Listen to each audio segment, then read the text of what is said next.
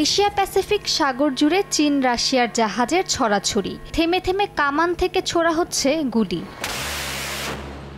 যুক্তরাষ্ট্রের উদ্বেগ বাড়িয়ে 5 দিন পর রোববার শেষ হলো চীন রাশিয়ার এই যৌথ মহড়ার প্রথম ধাপ।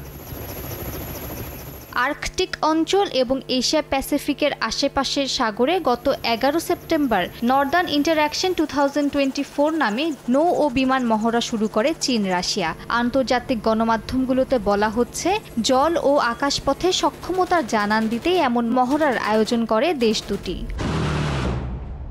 মস্কো জানায়, ছোট বড় 400 জাহাজ, অন্তত 120টি যুদ্ধবিমান ও 90,000-এর বেশি সেনা অংশ নেন এই মহড়ায়। পর্যবেক্ষণে আমন্ত্রণ জানানো হয় অন্তত 15টি দেশকে। বিশ্লেষকরা বলছেন, রাশিয়ার উদ্দেশ্য চীনের সঙ্গে মহড়ায় অংশ নিয়ে পশ্চিমাদের সামনে নিজেদের শক্তির জাহির করা। মূলত মস্কোর সেনারা ইউক্রেনে পূর্ণ মাত্রায় যুদ্ধ চালানোর পাশাপাশি ইন্দো প্যাসিফিক অঞ্চলেও যে সামরিক শক্তি মোতায়েন করতে পারে সেটি দেখাতে চেয়েছে ক্রেমলিন। অন্যদিকে চীনের লক্ষ্য মস্কোর সঙ্গে সম্পর্ক আরও গভীর করা। এতে দক্ষিণ চীন সাগর ও জাপানের আশেপাশেও তাদের প্রভাব বাড়বে।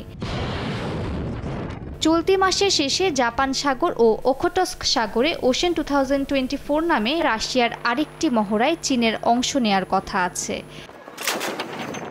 মালিহা সুহরাওয়ার্দী, সময় সংবাদ।